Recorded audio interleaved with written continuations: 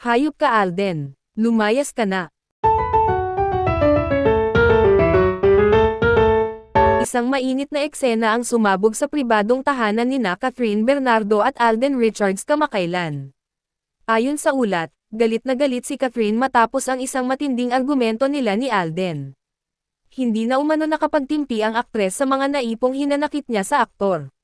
Sa gitna ng matinding emosyon, pinagbuksan umano niya ng pinto si Alden at mariing tinuro palabas. Umalis ka na. Hindi ka na welcome dito. Sigaw umano ni Catherine sa gitna ng luha at galit. Gulat na gulat si Alden sa naging pagputok ng damdamin ng aktres. Hindi raw niya inakala na mauuwi sila sa ganitong mapait na tagpo. Ayon sa mga nakakakita, nanginginig sa galit si Catherine habang inilalabas ang mga gamit ni Alden.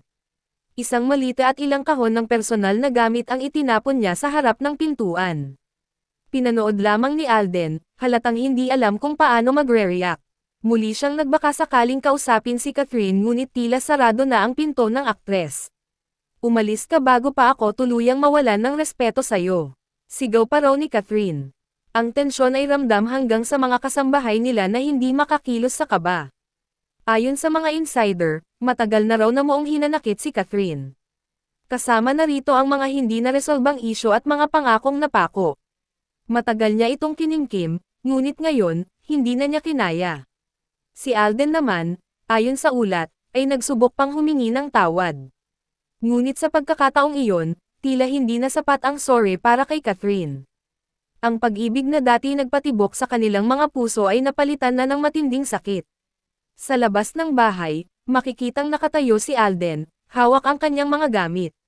Walang kahit anong yaya o driver ang kasama niya. Walang imak, nakatingin lamang siya sa saradong pintuan ni Catherine.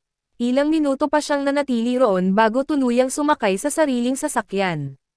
Hindi na lumingon si Catherine kahit minsan. Sa loob ng bahay, maririnig pa ang mahinang paghikbi ng aktres. Sakit at galit ang umuukilkal sa kanyang dibdib. Hindi niya akalaing ang lalaking minahal niya ay siya ring magiging sanhi ng ganoong paakit. Habang nagmamaneho paalis si Alden, hindi niya mapigil ang mapaluha. Sa kabila ng pag-alis, dama niyang iniwan niya rin ang bahagi ng kanyang sarili. Sa social media, agad na kumalat ang balita tungkol sa kanilang pag-aaway. Nag-trending ang hashtag Catherine Strong at hashtag Alden Out sa Twitter. Maraming fans ang nagpakita ng suporta kay Catherine. Ilang netizens naman ang nagsabing matagal nang dapat nangyari ito. Wala nang respeto si Alden kay Catherine, tama lang ang ginawa niya, ani ng isang netizen. Samantala, nanatiling tikom ang bibig ng parehong kampo sa media. Hindi pa nagbibigay ng opisyal na pahayag si Catherine o si Alden.